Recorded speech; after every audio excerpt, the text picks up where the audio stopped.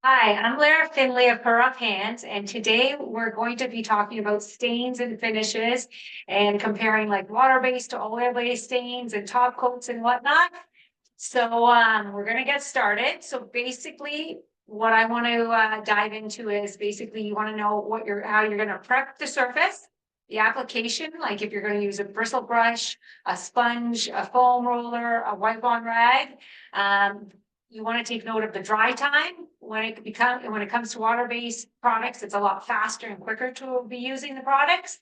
And based is a lot like it takes longer to actually work through the products, which sometimes is better for beginners because it gives you a little bit more dry time and it gives you a little bit more accuracy with the stain color potentially and durability. So there's a big debate if oil-based or water-based products, which one's stronger?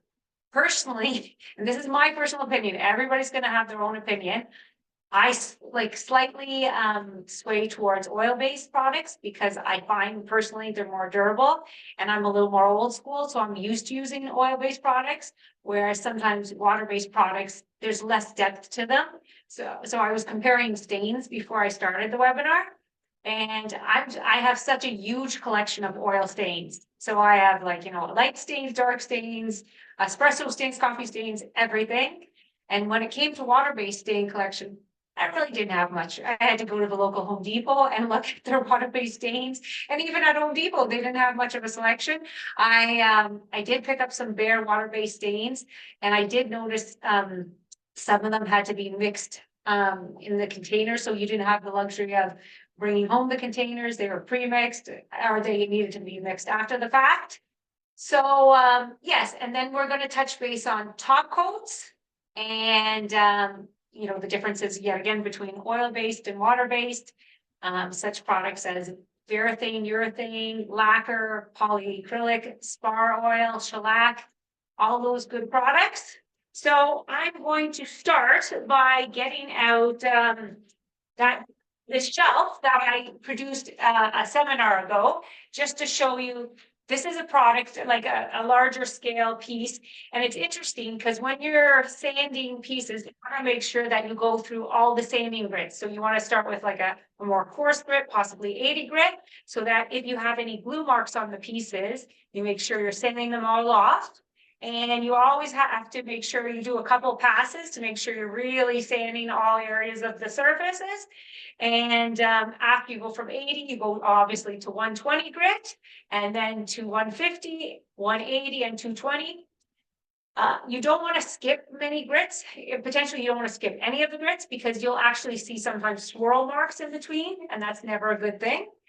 And lastly, as I was looking at some of these products that potentially, like I'm going to show you a few of them right now, a lot of products actually suggest don't go too fine in sanding because sometimes you're sealing the pores too much, and that's not always a good thing. So you want to make sure that you sand accordingly. A sample piece is always a good idea. So if you have a scrap piece of the same type of wood, you want to sand it to the same grit, and possibly if you had a long piece of, in this case, pine, a long piece of pine, and say it measures 36 inches, and you tape off using masking tape, a couple of pieces of tape across the whole thing. So you do different samples of different stains you want to try and see potentially what stain matches the inside of your house or whatever you're thinking for the project.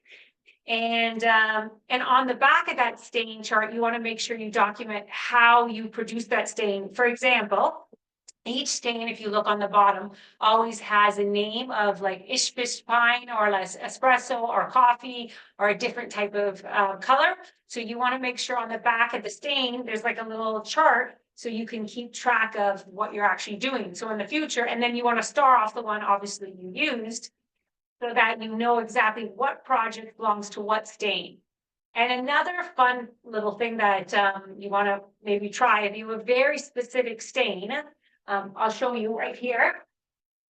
So inside my house, I have some vinyl flooring and it's gray stain. And then I put down on my staircase some wormy maple. And you can see there's a similar grain going on between the two patterns, but obviously this one is a lot lighter I don't know if you can capture that in the light. This has a gray stain, and this is obviously the color of pine. So I went to Benjamin Moore. There's a product line called Goudy's, Goudey''S, and it has a brilliant like types of stain, like amazing stains that they can produce over there. And they'll even, if you give them enough time and you go to one of the specialty experts, they'll actually mix a couple of their stains, and they'll have several cans, and you mix in 2 parts of this, 4 parts of this, 5 parts of this, and they keep a little like chart, and it's almost like when you mix paints, there's a little legend on top of your can lid to show you exactly how that stain was stirred up and how it became this stain, which was great because I found, and one other thing to take note of, when you do vinyl compared to solid wood, it's going to take differently. So whenever I put stain on here, I found that it was much more blotchy and whatnot. So sometimes you want to make sure you sand the wood to a high enough grit. And on flooring, you don't want to go too high with the grit, because sometimes for slip factor, it's good to have a little bit of a coarser grit. So after I stained it, or before I stained it, I used a wood conditioner. And I'll touch base with that about that later. And a wood conditioner helps even out some of the wood, so that sometimes you'll have like maybe a knot in a board or something, and that's going to take the stain much more aggressively, like a darker patch, especially on like a pine wood like this piece below. And maple is just kind of notorious for staining terribly. This is a terrible wood for staining. But if you prep the surface well enough, then you'll find that it stains much more evenly. So the conditioner helps to kind of allow the pores to it seals up a little bit of the pores. You have to be careful when using a conditioner. You can actually start to like seal up too many pores, and at one point you're actually altering the look of the stain, making it look much lighter. Yet again, I'll show you a sample in a little bit to show you how that works. But I managed with the Goudy stain to achieve a very similar stain to my vinyl flooring, and I was very happy with the after product. So, and one other little tip, I know I'm jumping from topic to topic. I'll try to slow down, but I'm excited. It stains and it makes me happy. Another fact was I used an oil-based stain on the flooring, and I let it dry. And this to me was kind of like a new fact. After I used the oil-based stain, I let it, the company that I bought it from, they said, if you cure it long enough, the oil stain, you can actually top coat it with a water-based product. And this is Pro Poly, yet again, another Goudy's product. I highly recommend it. It's fantastic. And it's a water-based line. And it's such a durable finish. I have it on my flooring, and it's amazing. It's not super shiny. And the nice thing about doing that, it doesn't amber the stain at all, like yellow the stain, like some oil products do after the fact.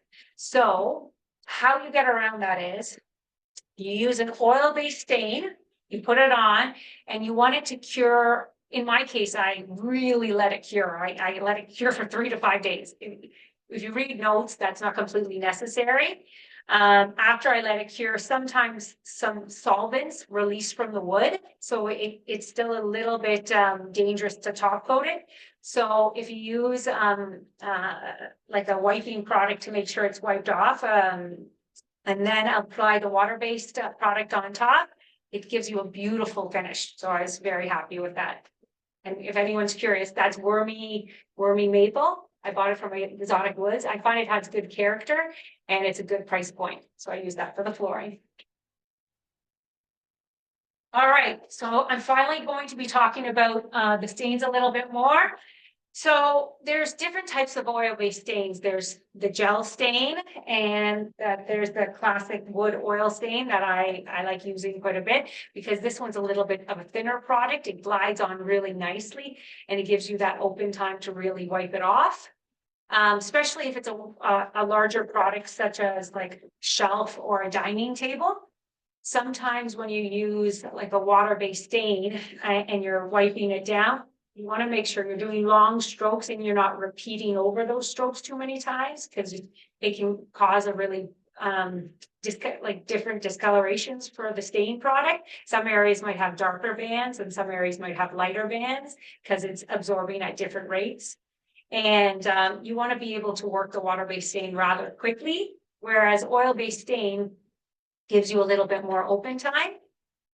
The disadvantages of oil-based stains and products are that they're a little stinky.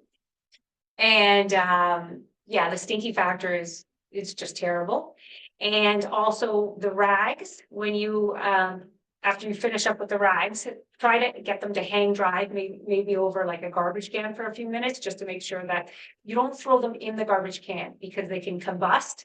Because the oil, you want it to fully dry before you dispose of an oil rag. So some people even put them on in the garage on the concrete floor away from anything flammable, because you never, ever want an oil rag to combust. It's not a good thing. So I'm going to open up this product, and yet again, it's an oil-based stain brought to you by Varathane. It's called Ebony, one of my favorite stains. And I'm going to be wearing my little blue gloves. Some people call them Smurf gloves. And so I'm going to have my blue hands on for quite a bit of this webinar. And I'm going to lift this off, and you want to make sure you put down the lid somewhere safe so that you don't misplace it. So you grab a stick, one of the sticks you get from Home Depot. Always grab a couple, in my opinion, because it's really handy to have these sticks. So what you want to do is you want to stir the product for a good while, just to make sure all the sediments on the bottom have completely evened out with all the colorant. And so you stir it for a while. Before I did this, I stirred it for quite a bit of time, so I don't have to stir it excessively at this moment, so you're not bored during this part of the webinar. So and then I'm going to grab a rag like so, and I like to cut the rags in smaller pieces, because I find when you have crazy large rags, then you're using a lot of too much stain, unnecessary stain. When it's a small rag, it's all focused in one area. So what you want to do is you want to grab the stain, shake it off the excess a little bit, and then always go with the grain for a bit and kind of swirl it around so that it's being drunk by the wood grain evenly. And you want to kind of just make sure that you wipe it off. In this case, I did not use a conditioner on the wood because it's a rustic looking shelf. I didn't even sand it entirely. I even left a few dents and dings in it to allow kind of the natural beauty of the wood to come through. So while you're staining, the areas with the knots and everything are not going to take the stain so well. So you want to do circular motions and wipe off the excess. And then keep going. And because this is oil-based, it allows me time to talk and give you input on what's going on. So you want to kind of do rubbing motion, circular motions, so that you're getting it everywhere. And another thing to take note of, after you fully stain the piece, what I like to do is make sure it's all wiped down so it's a nice even stain. And then you want to kind of leave it overnight. And then you can possibly coat it with a second coat of the same stain if you want to give it a little more depth. And another little thing that I like to do is sometimes personally, you know how I said Goudy's mixes your stain? Sometimes I like to mix stains. So you take what you do is you take a measuring cup and you make sure that it's one part of coffee stain color and one part of a natural looking stain, and you mix it in. And like I said, always do it on a sample piece so that you can see the after product. And then and then if it's too dark, then I need to add another part of the natural stain. But you make sure to keep a log of exactly what you're doing, because sometimes you create the master stain for most of your projects and you want to know how you achieve that stain. So I have a question. Jen, do you have any questions? No, there are no questions at this time. Okay, just making sure I'm not over talking. I don't want to be talking too much and not letting people in. So, yeah, so you want to work at a good speed, so you're making sure that you're sanding all edges. And in this case, how I actually produce this shelf, everything is like the top surface of the piece of wood. But in some scenarios, if this was a big, thick piece of wood, this would be end grain here. And end grain, yet again, it stains horribly. So it stains a lot darker than what's on the top surface. So you want to take note, like sometimes you can either condition the side edge, maybe to help kind of prevent it from staining so dark, or you want to be mindful that as soon as you apply the stain, you want to wipe it right off. So you're not allowing that to spend too much time getting darker and darker. I'm going to probably stop staining this shelf because I could probably stain for quite some time and enjoy staining. But and another, we'll talk a little bit about like top coats that I could potentially put on this afterwards. So what I was discussing before, a lot of the time when you're doing top coats, like the obvious choice is to do an oil-based top urethane or urethane on top of this. Because that's basically, when you're in high school, that's basically what you're taught. You just assume you do oil-based with oil and water-based with water. But as I mentioned before, that rule is kind of out the window. You can actually, if you let it cure long enough, the oil-based stain underneath, you can actually top coat it with a water-based product such as this. But you want to make sure that it's fully dry before you do that. And what it allows is the verathane on top won't yellow over time, whereas sometimes, unless you're trying to achieve that look, oil-based top coats will amber a little bit. And sometimes if it's like an antique kind of look piece that you're trying to do, that's fantastic. And so you want to make sure that the rag is put somewhere safe and that you just kind of keep it flat. And then I'll grab another stain rag, a nice clean one, and make sure that I wipe it all dry and go with the grain, long strokes and with the grain. So that allows that. So this is kind of a rustic looking shelf. So that's about it. I'm going to keep staining this another time. So I'll put that on the ground. And now I'm going to, and yet again, Jen, no questions? Yeah, we do have some now. Yeah, no questions, go for it. Okay, let's see. You don't use shellac or wood filler? So I would use wood filler before I did, so in the prepping stage, when the project is all solid wood. For example, when I did this project, some of the joints, just say they were open just a little bit because I did them on like 45-degree angles. And if there was any kind of areas that were slightly opened, I used wood filler in those joints, let it fully dry. And then afterwards, take sandpaper and sand that fully off. So you want to make sure that the wood filler is completely sanded off to an equal like sanding as the rest of the piece, because I find sometimes wood filler will actually take a little bit lighter in those areas. So you've got to be mindful that when you're staining, it might actually have a little bit of an imprint of, say it's a rounded knot. Sometimes you can pick different colors of wood fillers, like a walnut wood filler would be a darker brown. So if you knew ahead of time that you were going for a darker stain, you might be mindful and go for a darker wood filler. Perfect. Thank you. Okay, so one question, why aren't we using a brush? Okay, so I like rags. I personally like rags. I'm gonna close this up because like I said, it's a little bit sticky, so give me a moment. So you can use a brush. I bought some like inexpensive brushes here that you can buy like at Home Depot, a bulk amount of brushes for a good price. I don't mind brushes when it's a large project. That was starting to get large. I could have used a brush on that, but I find if you saturate the rag enough, it just flows really nicely. There's different applicators, like there's foam applicators, and you have to be mindful if you're using a foam applicator, some oils eat away at the foam, I find.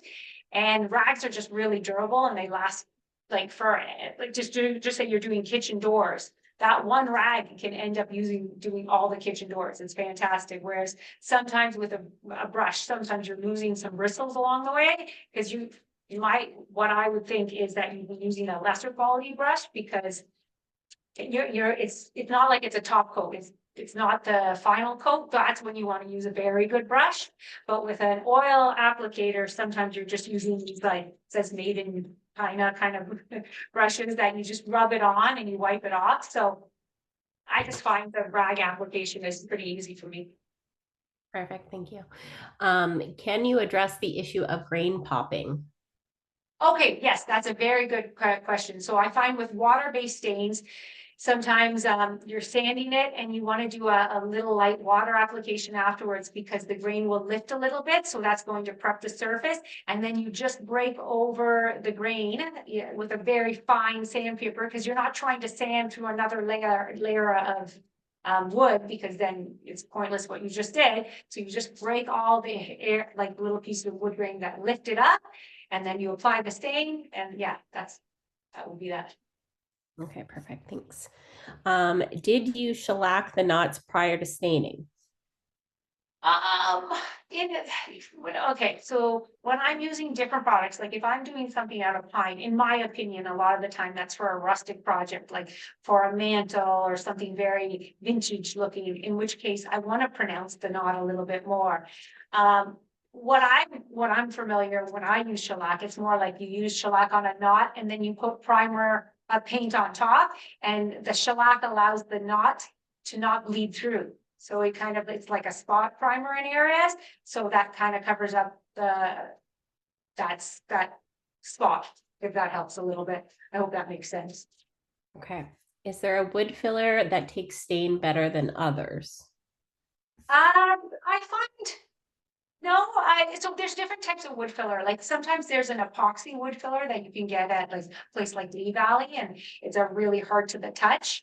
I find in my experience a lot of the time when you're staining, if it's a darker stain, it's going to take pretty dark on everything. And like I said, in areas where there's wood filler, it's going to sometimes even penetrate deeper into those areas, or sometimes lighter, depending on the wood filler. But you always want to try a sample piece. If it's supposed to be a very pristine finish, you want to do a sample piece with the wood filler, maybe let it dry fully, sand it the same as all the rest of your projects, and then see how it takes to the stain. Actually, I have a friend who's working on a project right now, and he's doing a cool kind of epoxy metallic finish in his knots. And I think it looks quite beautiful because so sometimes instead of there's types of ways to produce kind of wood filler. Sometimes old school is to mince up some sawdust, add some glue, mix it around really well, and it almost gives it like a solid paste look that can kind of look not so good. So a modern way he was dealing with that is by actually pronouncing the knot and making it have an epoxy fill in that area with a swirl of copper, I guess, and it's like a walnut door. It looks beautiful. Perfect. Okay. Do you have time for a few more? Yeah. Yeah. Okay. When would you use pore fillers? Or first, Pore fillers. PORE, or Mhm. okay, so I know, so when I was working in a wood shop, a lot of the time, truthfully, I was the woodworker and then I sourced out projects like kitchen jobs to a larger cabinet shop that had the facility to actually spray and do a job like that. I found the wood filler in sometimes if you're trying to tighten up the grain so you're almost not reading the grain as when you would use something like that. It's very time consuming. I personally don't love the look of it because it makes it look more plasticky, more flat surfaced. I kind of like the look of seeing a little bit of the grain, and but it's all personal preference. Okay, perfect. We'll do one more for now, and then we can do some more after if we have time. Will a second coat of stain make it darker? Yes. So a second coat of stain or in oil or water base could make it look darker. You always want to leave enough time in between so that, like I've mentioned with oil, you want to rub it down liberally at first, and then make sure all the excess is wiped off before you, like, say it's a shelf, you put it on the drying rack. And the next day you want to get back to it and kind of wipe it down, and it will kind of give a little more depth to that stain. But you want to be mindful what you do to one piece, you want to do to all the pieces. Great. Okay, let's continue on, and then we'll answer some more questions in a bit. Okay, perfect. So I'm going to show you another, like, remember how we were discussing wood conditioner? So this is how different a stain piece could look. It's sanded to the exact same grit. It's pine, and this side has an oil conditioner. I'll show you a can of it. It's right here. And it's a pre-stained wood conditioner, oil-based. There's also one for water-based. It's in a blue label can. So you want to be mindful, know what top coat you're eventually going to be using. But the crazy part is, yes, it makes the grain look so much more even, that's a bonus. And as you can see here, you can see some blotches, and it's exaggerated. Like sometimes some people call this like 1980s look, because it's very like, wall paneling in your basement. And so yet again, I did a sample in real time. And when you do the wood conditioner, as I put on this side, you always want to allow at least a bare minimum of 15 minutes for it to penetrate in before you put stain on top of it. And I think I read no longer than 2 hours kind of. So there's a max time window. If you're conditioning something, you have to be mindful of how long it's going to take you to do the top coat. So on this piece, I use the regular stain right here of the ebony. And on this sample, I'm going to change it up. And I'm going to see how the gel stain takes to it. So yet again, everything is mixed ahead of time. So I'm not going to worry about that too much. So I'm going to put this there. And another little tip, when you're closing a can, it's never a bad idea to put a rag on top of it and bang down the lid so that if anything splatters, it's not splattering all over the place. So make sure the lids are tight and you put it somewhere safe. So that's going to go there. And I'm going to apply a little bit of stain on this piece of wood. Yet again, this side has conditioner and this side does not. So I'm going to go in swirly marks, like kind of in a swirl pattern. And I'm going to, and I purposely kind of put the stain conditioner on the side with the knot, because that's often where it's actually going to stain terribly. It's going to stain kind of unevenly because sometimes the pores are more opened in areas, and that's what's allowing the stain to penetrate more deeply and not as deeply. And so I'm going to circular patterns, and then you kind of want to wipe it off with the grain. And then I'm going to flip over the piece. So that's the conditioned side. And then I'm going to stain this side, and I just sanded this side up to about 180. And with the gel stain, so I already can feel a little bit more friction of the product. Like it's not gliding as easily as it did on the conditioned side. It's not as exaggerated as the regular oil stain that I used, but you can still see a little bit of a comparison. And so yeah, you have to work a little bit faster, be mindful of that. And so before you're staining, a lot of these products, you don't necessarily always want to sand them too high of a grit, because if I sanded, for instance, to let's say 320 or something, it would also kind of almost burnish the wood, close up the pores a little bit, so the stain wouldn't be penetrating in so deep. But at the same time, you don't want to go too coarse of a grit, because you'll have scratch marks and it just won't look that fine looking. And so yet again, this is an example of this side has conditioner and this side does not. And as you can see, the cathedral lines, which are kind of like the V's in the piece of wood, let me try to go on a reflection so you can see, that has darker spots, and then the rings around it are a lot lighter. And some people don't like that big of a contrast. So they think that they want to do something like ignore the knot for a second, because it's a bit of a distraction, but that's a lot more of an even staining surface. And yet again, same color, that was done in live time. And you can see the difference where this, no matter how much I'm wiping it off, you're always going to see those pronounced grain rings where it's dark to light. And it's just personal preference. Sometimes you don't mind that look, and I honestly don't mind it that much. But maybe if you remember 80s wood paneling in your basement, you're not going to like that aesthetic. It's all personal preference, okay? So that's just talking about wood conditioner and gel stains versus the oil-based stains.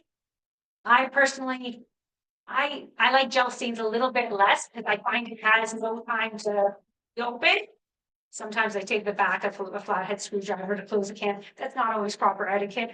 That's what I'm doing right now. So I'm going to dispose of these rags properly by kind of gently flinging them on the floor, but it's a concrete floor, so it's okay, and they're laying flat.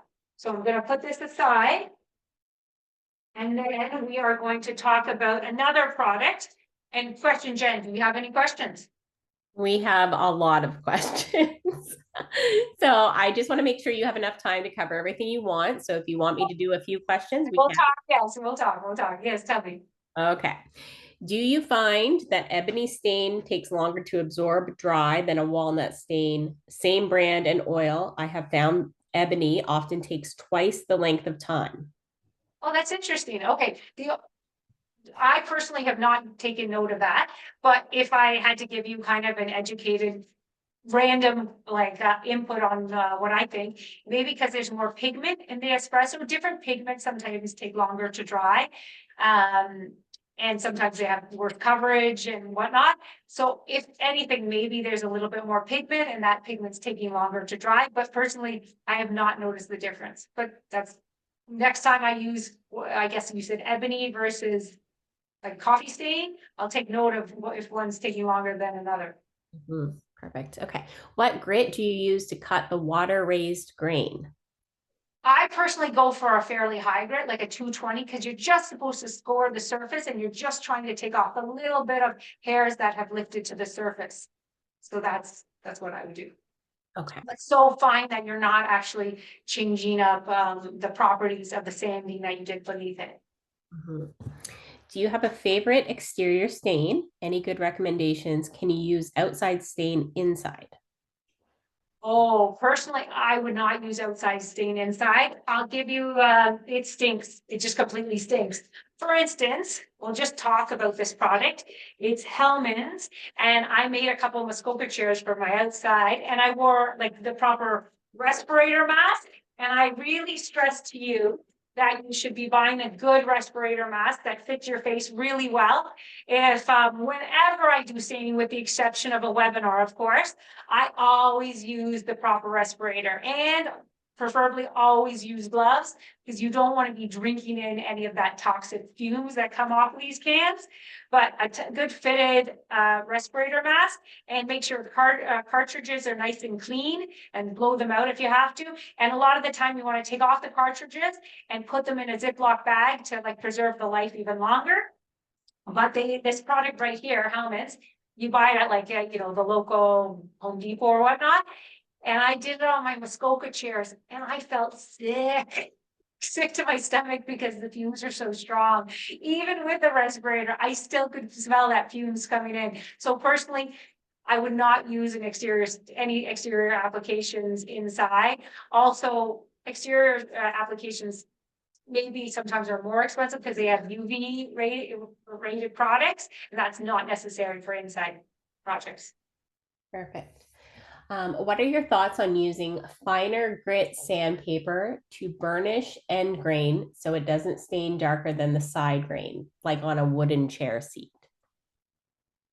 Idea, like, so I think this is what you're describing. So just say, let's say it's a shelf and we're saying that the edge grain that takes much darker, you're saying to sand it with a finer grit compared to this top surface.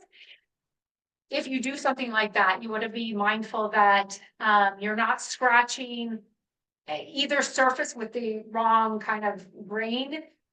So say for furniture, I often sand up to more like a 180 and maybe possibly 220, but you have to be mindful at 220. I find it takes the stain a lot, like not deep enough.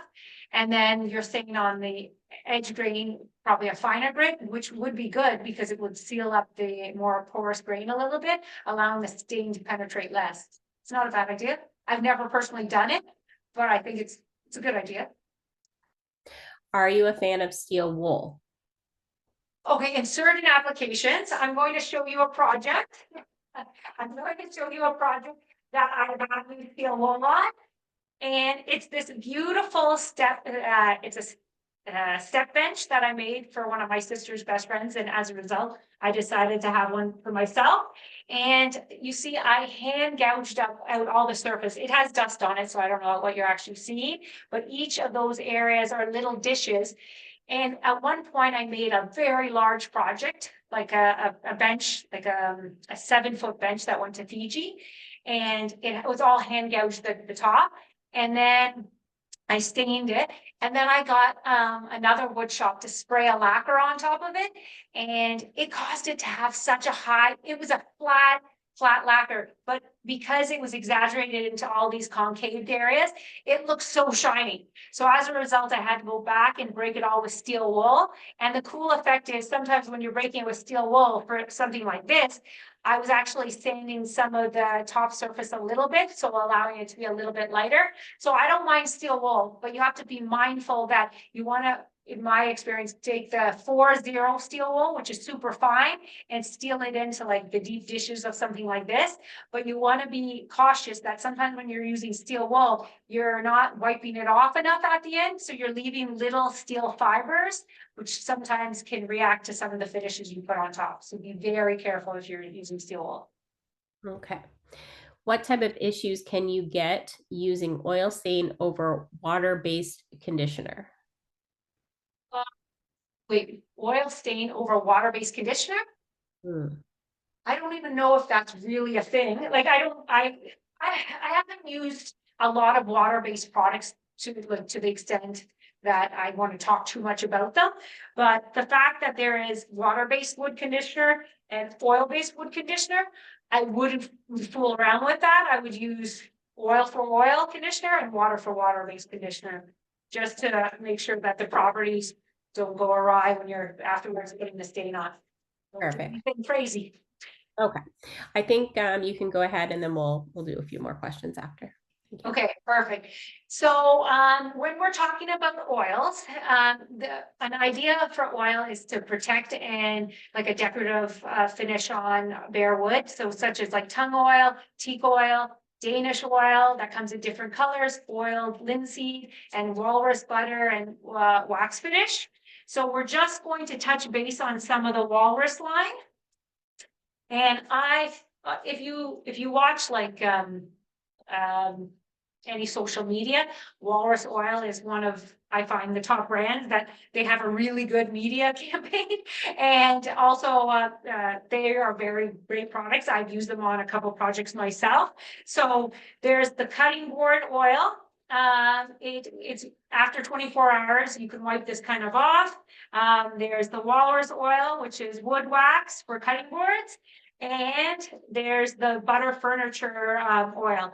The really very amazing thing about Walrus products is that they're all food safe. So even they have a furniture finish, and they even manage for that to be food safe, food safe. Like, so whenever you're using any of these products, you want to make sure that the surface is nice and clean, and you want to apply these coats very thin.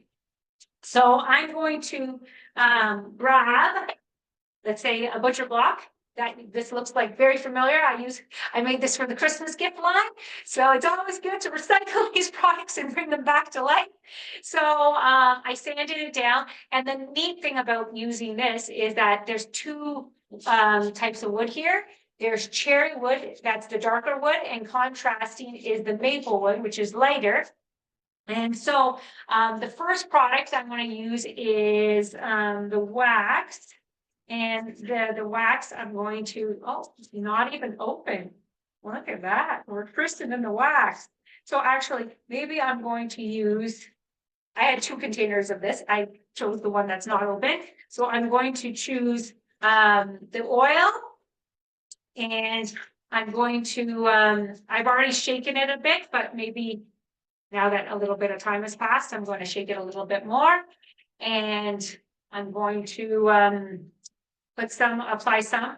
And when I do that, you want to make sure when you're using the oil that you're using, in my case, I like a rag again. So you get a clean rag, you put that aside. And after you put the walrus board oil on, there's certain time periods that you want it to kind of cure for.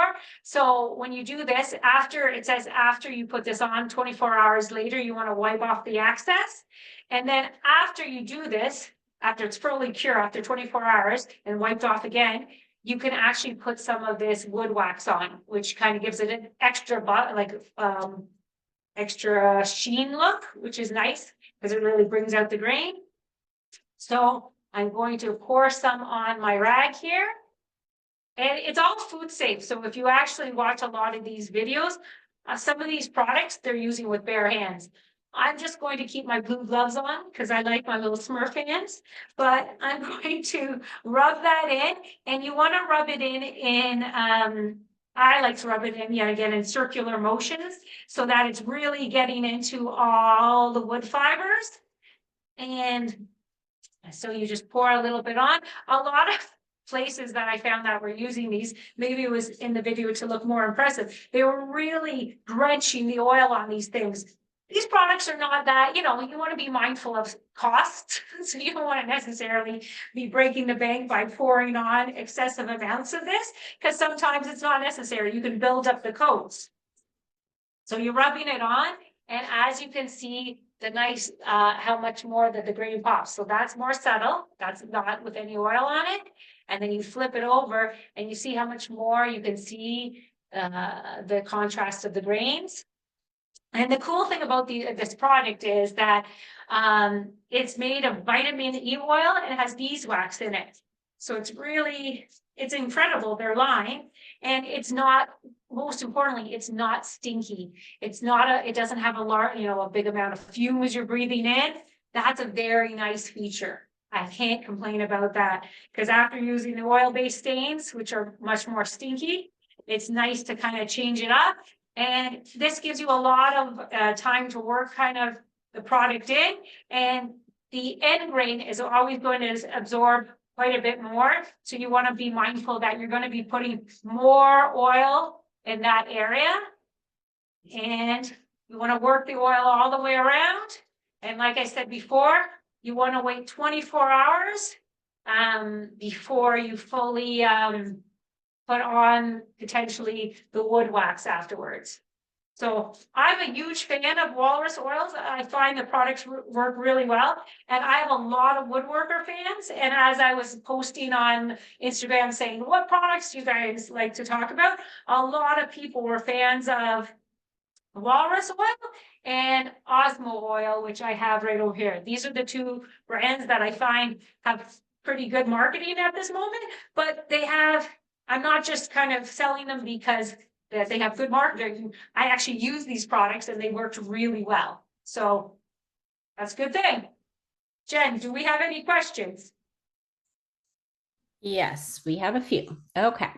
Yes. Have you used tried and true linseed beeswax finish? If so, what do you think of it? It has become my favorite for everything as the beeswax hardens. So I personally haven't used it that much, but I did watch some videos about it.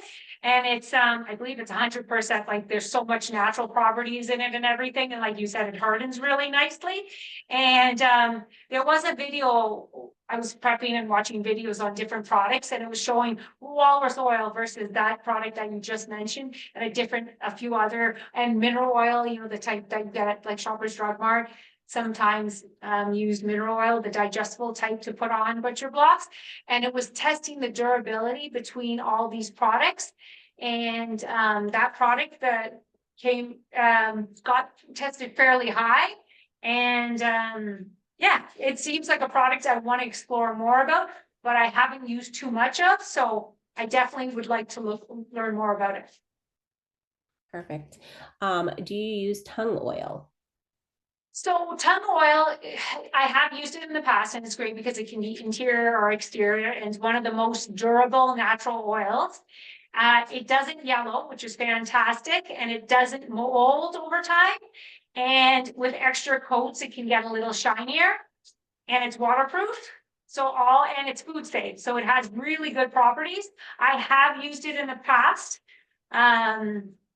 It's funny, I believe, so at Sheridan College, I have a bit of a funny story. Oh no, maybe it was Danish oil. I'll share a story about Danish oil for a second.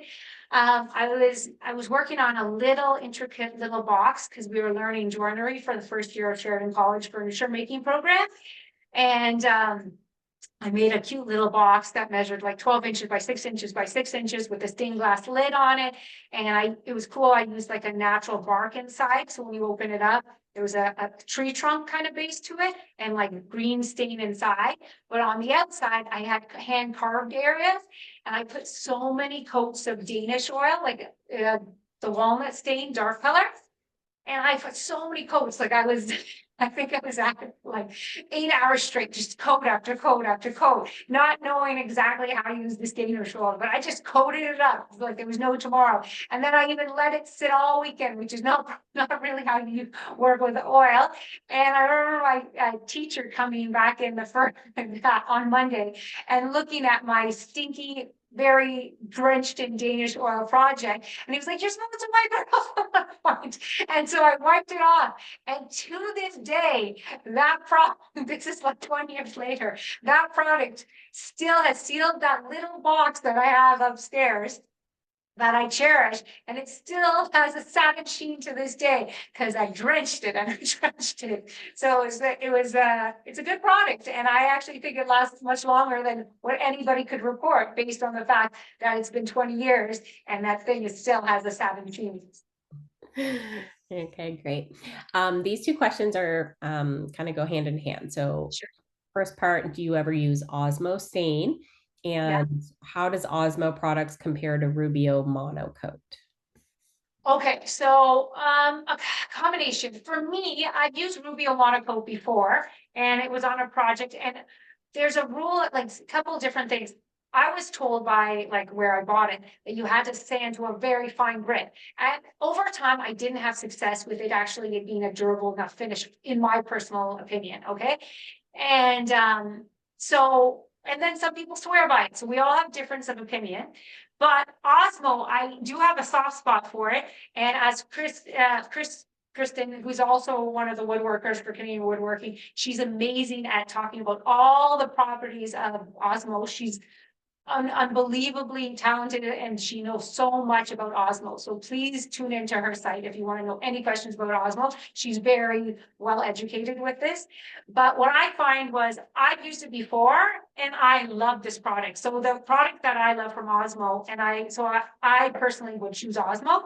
It's the Poly X oil, and it's satin clear finish. And this stuff is amazing. It's so easy to work with. So I'm going to talk a little bit about that. So for this kind of product, you want to sand the surface to about 220. And I was watching some videos on their like Instagram channel, and I believe they were saying if it's a flooring product that you're using kind of their product line on, you want to sand more to a 120 grit, like a coarser grit. And so that even when you're walking down the stairs, it's not so slippery. But for fine furniture, you want to go to more like a 180 to a 220 grit. And so when you're applying it, so I'll put this down over here, put this aside. You're applying it, a lot of the time you want to use a 3M pad rag, a 3M pad, and you want to stir it well. So I'm going to open this up, so we'll talk about it a little bit. So you want to stir it well, and you want to kind of go in swirling actions when you're putting it into the wood piece. And after about 5 minutes, you want to wipe it off. And then the second coat in 8 to 10 hours. So if we've learned anything, we want to steal a couple of these sticks from the local Home Depot or Rona so that you always have a bunch on the go. I like them. Today I found out that you actually can buy a pack of 8. Well, why would you buy a pack of 8 if you're buying a stain? You pick up a couple of these each time. So you stir this really well. And then I'm going to grab one of my butcher blocks down like so. Actually, I'm going to grab this. This is a piece I made a while ago. It goes, "Sexy women have messy kitchens." It's a great product line. And I burnt the surface so it's nice and roughed up. So I'm going to use their product on such a piece of wood. And I don't have like a wool pad right now, the 3M pad to do it. So yet again, getting my infamous rags out. I apologize to Osmo for using not the necessarily the product that they would use, but I do have the applicators that you can buy with them. They're short nap rollers, which are very handy to have. So those are handy. And as we were discussing stains, I believe they have about 8 stains. I've got little sample packets of them. So one of them is like a gray black stain. One of them is a brown stain. I did use these stains on pieces and they worked out quite nicely. Like I find like a little bit goes a long way. So that's a great product line. But sometimes you just want to put the product on to enhance the grain a little bit. So yet again, you kind of put it on in swirly motions and you want to do really thin coats because the product is a little on the pricier side, but it's completely worth it. And over time, it's going to pay for itself because it really ages well. So yes, you're paying a little more upfront, but in the long run, I find that you're actually saving money because it's fewer applications you're putting on. It's the same kind of philosophy, like if you're talking about water-based versus oil-based applications. I find water-based is sometimes a cheaper product, no, more expensive product than oil-based Varathanes, but I just find that you're doing fewer applications with oil and it's going to last a much longer.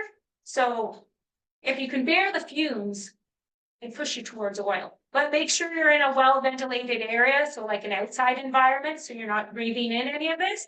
But this gives such a nice sheen as you're going around in circular motions. So I'm going to just kind of do a little bit here and then finish this project later. So I'm just going to swirl this around. But Jen, do we have any questions? Yes, we do. Okay. Tell me. How would you apply the Pro Poly on a new maple floor that already has oil finish? Oh, so personally, I don't know if I like that's a question I'd probably ask Osmo. Like, I don't want to give the wrong answer on such a detailed question because I don't want to screw up your project, honestly, in any way. I like the wood to be bare when I'm using the Osmo product. So you want to sand it to a proper grit so it's adhering properly.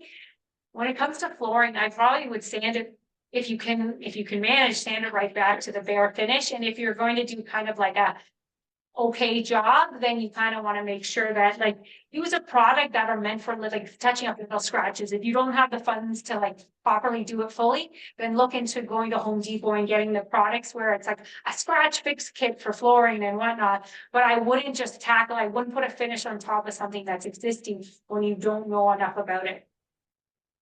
Okay, great.